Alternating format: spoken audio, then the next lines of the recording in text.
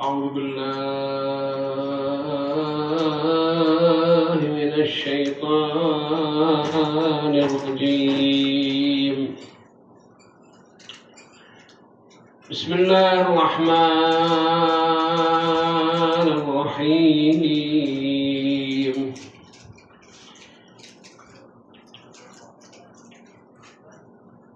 يسبح لله ما في السماوات وما في الأرض الملك القدوس العزيز الحكيم.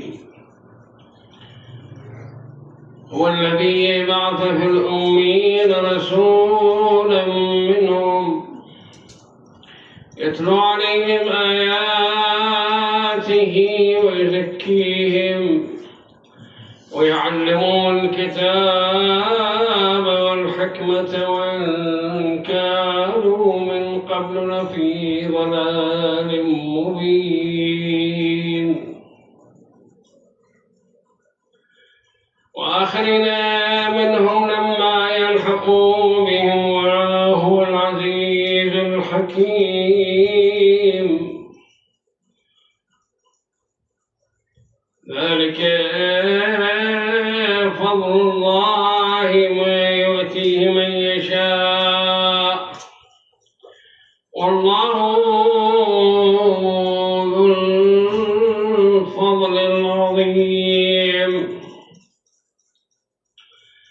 مثل الذين حملوا التوراة ثم لم يحملوها كمثل الحمار يحمل أسفارا.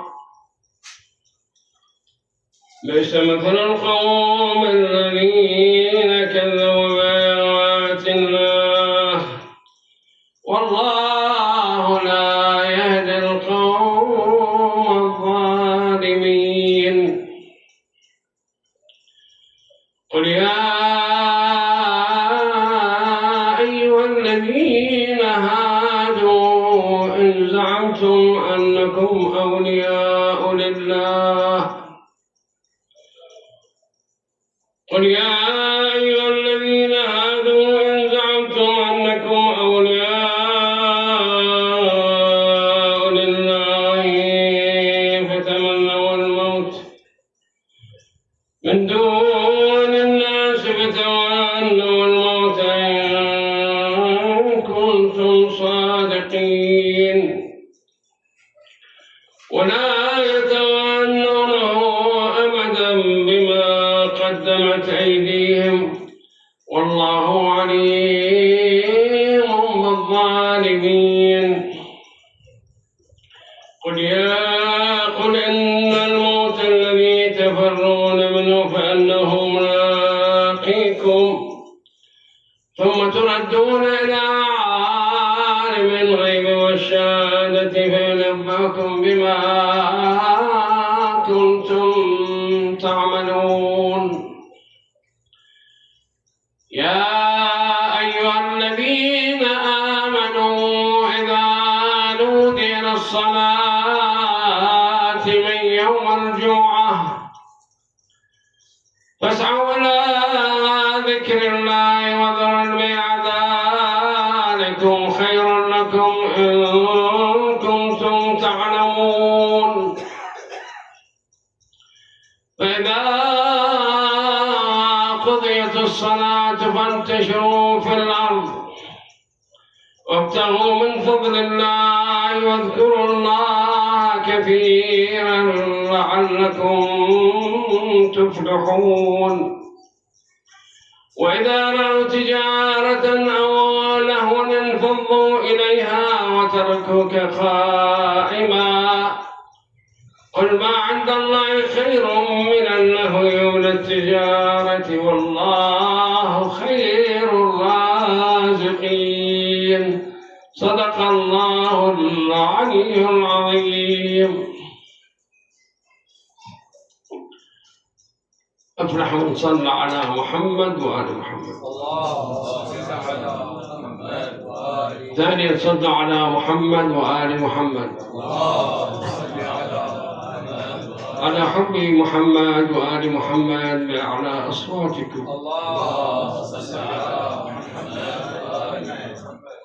صلى الله عليك يا سيدي ومولاي يا رسول الله،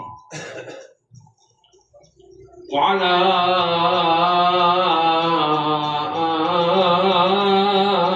آل بيتك المظلومين. صلى الله عليك يا سيدي ومولاي يا أبا عبد الله، غريب يا مظلوم كربلاء، يا رحمة الله الواسعة ويا باب نجاة الأمة. ما خاب يا سيدي من تمسك بكم، وأمنا من نجا إليكم. يا ليتنا كنا معكم سادتي في الفوز فوزا عظيما.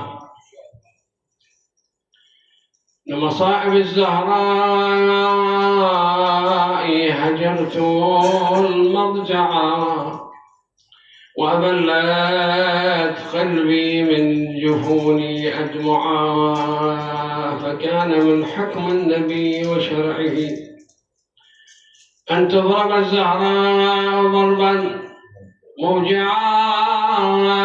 أوصى الإله بوصل عترة أحمد، فكأنما أوصى بها أن تقطع. الله ما فعلوا بآل نبيهم، فعلا له عرش الإله تضعضع، ويقاد عليا بعده بنجاده. ومن البتول الطهري رض الأضلع، خرجت سعد خلفهم تدعوهم. خل ابن عمي أو لا أكشف نبدع، ورجعوا إليها بالصياط فسوتوا منها متنا كرتا. رجعا من غاب شخصك يا ولينا، علقت روايا الشرعني وانا جانا الصهاك وشياطينا، وياهم حاطبهم شايلين. نشتش عندك جايلين كل يوم قلب مروعين، لما نمحل وزرق عينه سطرني على عيني يمينه.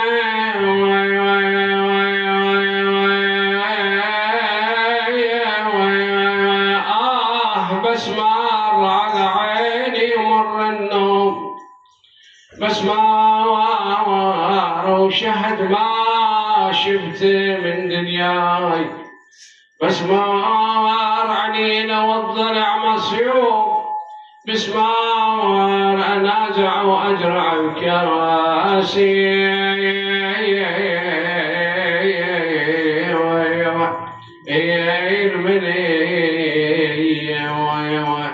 لا حول ولا قوة إلا بالله العلي العظيم. إنا لله وإنا إليه راجعون.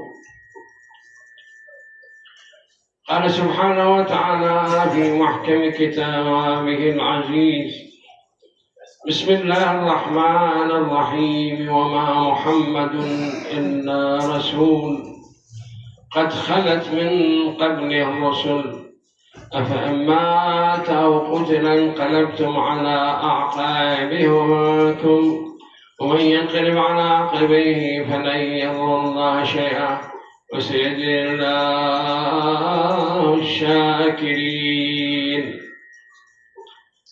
صدق الله العلي العظيم. طبعا هذه الآية واللي تتردد دائما وخاصة بعد رحيل الرسول صلى الله عليه وآله، لأن هذا الانقلاب حصل. طبعا الآية صريحة عندما قالت انقلبتم على أعقابكم،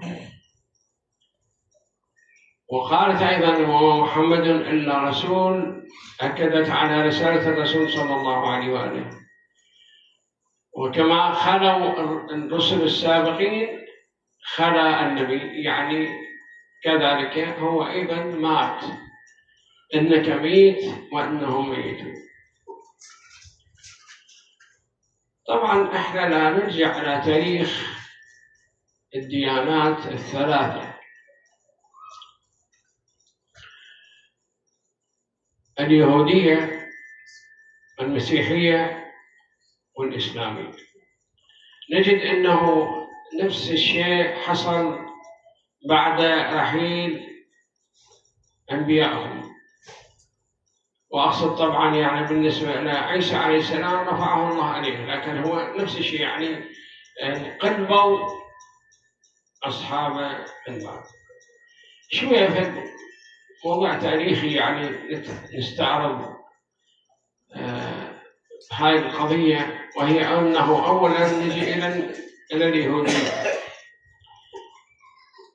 اليهودية موسى عليه السلام لما أوحى الله تعالى إليه أنه يريده للمناجاة ووعده 30 ليلة، فهو لما راح وترك أخاه هارون على اليهود، مجرد أن زاد عن 30 يوم واحد اختلفوا، صار 32. اليهود قالوا موسى راح انتهى وقد قتل أو قتل وإلى آخره من الأشياء حتى ينحرفون عن جادة الصواب. فاستغل فرصة السامري وأخرج لهم عجلا جسدا له خوار وظلهم السامري، حتى أن الله عز وجل قال موسى أن قومك قد ضلوا وعبدوا غيري. على كل، لما أكمل 40 ليلة في القرآن الكريم، يعني هو الله سبحانه وتعالى يريد يختبر عباده، يختبر عباده. الله وعد موسى 30 ليلة، سووها 40 اختلفوا، طلع لهم عجل وعبدوه حقيقة. فلما رجع موسى عليه السلام ألقى الألواح التي معه، يعني الصحف، وجاء إلى أخيه هارون وأخذ برأسه ولحيته، قال يا ابن أن القوم استضعفوني وكادوا يقتلونني، أنا ما بدي شيء. يعني هو السامري استغل فرصة وأخرج له العجل. فحقيقة يعني كما في الروايات أنه موسى عليه السلام قال لربه يا رب هذه فتنتك، ولكن لما أخرج له السامري العجل كان له خوار، وقال له الله سبحانه وتعالى العجل منهم والخوار مني، يعني لأنهم لما أزاغوا أزاغ الله قلوبهم. فالقضية هي هم اللي فعلوا هذا الفعل، وطبعا خرجوا عن الطريق. في تاريخ موسى عليه السلام، وكما حصل بهذه الأمة، أنه إذا كان السامري حارب موسى من أجل العقيدة، لكن من أجل السياسة، من اللي خرجت على وصي موسى وهو يوشع بن نون؟ صفيراء بنت شعيب، صفيراء بنت شعيب. وكما حصل يعني مع أمير المؤمنين عليه السلام، حصل مع هذا الرجل، بحيث أن صفيراء قادت حملة وفتنة كبيرة انتهت، وركبت على جمل أيضا، وبالتالي فإن يوشع بن نون هو الذي قتل الجمل ورجعها هذه إلى بيتها. هذا وين في تاريخ اليهود. نجي إلى عيسى عليه السلام. عيسى لما رفعه الله إليه، يعني عيسى ما مات وما قتلوه وما صلبوه، لكن شب لهم. شنو اللي صار؟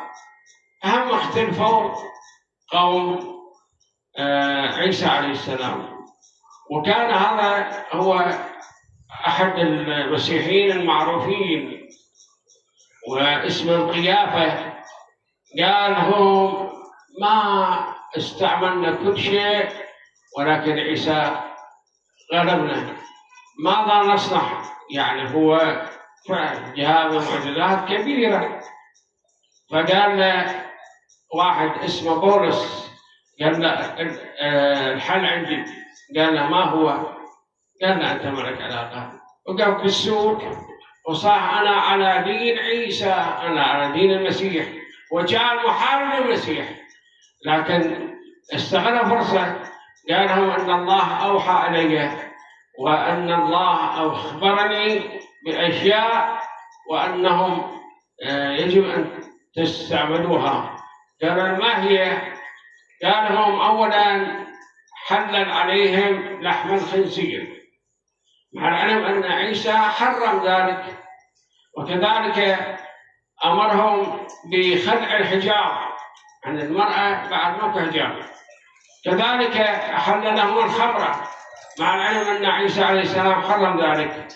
وحلل أيضا الختان، بحيث أنه ماكو ختان بعد، الختان هذا بدعة. وهكذا استمر هذا إلى أن صار في تاريخ المسيحيين، وتحديدا في سنة 325. هذا التاريخ لازم نحفظه. في سنة 325 عقدوا مؤتمر. وين هذا المؤتمر؟ صار بمدينة اسمها نيقيا. هذه المدينة اللي جمعوا بها شكو مسيحي بالعالم، يعني العلماء، وصار عددهم حوالي 319 واحد، حتى من العراق حضروا. يا سنة واحد في سنة 325 للميلاد. احنا النبي شو وقت انولد؟ انولد سنة 571. النبي انولد 571. فبهذا المؤتمر شنو اللي أقرره؟ من اللي أسس هذا؟ واحدة اسمها هيلانا، وابنها اسمه قسطنطين. هذا اللي أسس القسطنطينية اللي صارت بعدين اسطنبول. هذا قاله أنه يصير الحكي أنه عيسى ابن الله، ومشوها الشكل. كذلك وحدوا الأناجيل. تدرون ايش قد كانت عدد الأناجيل بذاك الوقت؟ 24 إنجيل، وحدوها إلى 4. الآن 4 أناجيل بالعالم. برنابا وبولس وإلى آخره. حقيقة ثم أنه واحد من الجالسين بالمؤتمر قام على حاله قال له: ما تستطيع أنت خربت الوضع كله، بحيث أنه صاروا يعدون عيسى عليه السلام وهو نبي، صار ابن الله. على كل قال له: ما اسمك؟ قال له: أنا اسمي أريسا. هذا طرد صاحب المؤتمر، وطلع هذا بعدين يقولون هذا راح قام يحشم على المسيحيين بالعالم، بعدين قتلوه. ظلوا هالشكل ذولا إلى أن بقى القسم منهم باليمن اللي هم على دين الصحيح، حتى شقوا لهم أخدود وأحرقوهم بذلك الأخدود، وهذا موجود بالقرآن: قتل أصحاب الأخدود النار ذات الوقود إلى آخره. يعني ما بقى منهم إلا باليمن جماعة وقتلوه. هذا على دين المسيح. نجي الآن النبي صلى الله عليه وآله أمرهم بأن يبايعون علي بن أبي طالب عليه السلام، خاصة في الغدير، بحيث أنه يعني قال: من كنت مولاه فعلي مولاه إلى آخره. فأول من انقلب هذا الأمر هو السامري هذه الأمة الذي انقلب على دين الرسول صلى الله عليه وآله وصنع ما صنع. وحتى أنه إلى كلمة يقول: قال: لا تجتمع النبوة والخلافة في بيت واحد. منين جاب هذا؟ لا تجتمع النبوة والخلافة في بيت واحد. هذا وين؟ في أيام السقيفة المشؤومة اللي بعد ذلك طبعا أساس الظلم. لكن اللي قاد الحملة ضد أمير المؤمنين عليه السلام هي عائشة، التي قادت حملة ضد الإمام وصنعت ما صنعت في البصرة، وهذا معروف. يعني إذن في اليهودية السامري وصفيراء، وفي أيام المسيح أو بعد المسيح هذا اللي هو قسطنطين وأمه اسمها هيلانا. وفي بعد وفاة النبي صلى الله عليه وآله اللي قاد هذه الحملة هو الأول أو الثاني، وثم عائشة التي صنعت ما صنعت. نجي إلى بعد وفاة الرسول صلى الله عليه وآله، وهذه يعني حقيقة سابقة خطيرة. يعني أخذوا الخلافة ثم أخذوا فدك، وهكذا حتى هجموا على الدار 300 واحد اللي هجموا على بيت الزهراء سلام الله عليها. يا ابويا من غبيت نكره وصيتك، ما راعى شخصك بهد بيته وياك يا ابراهيم، حاضر تمنيته لما صارت على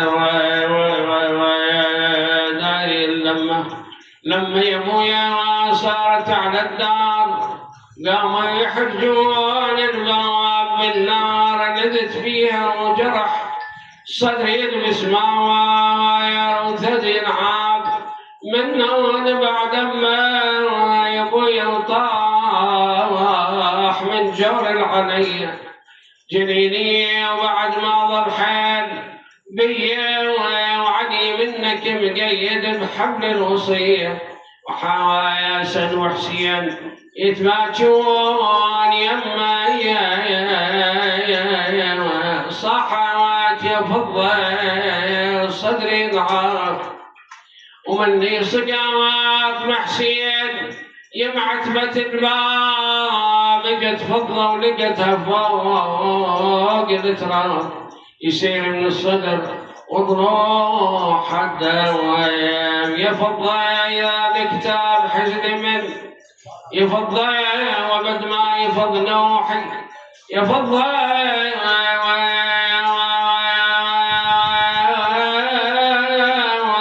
والقلب على النادت يا فضة والحمل طاح وهوات فوق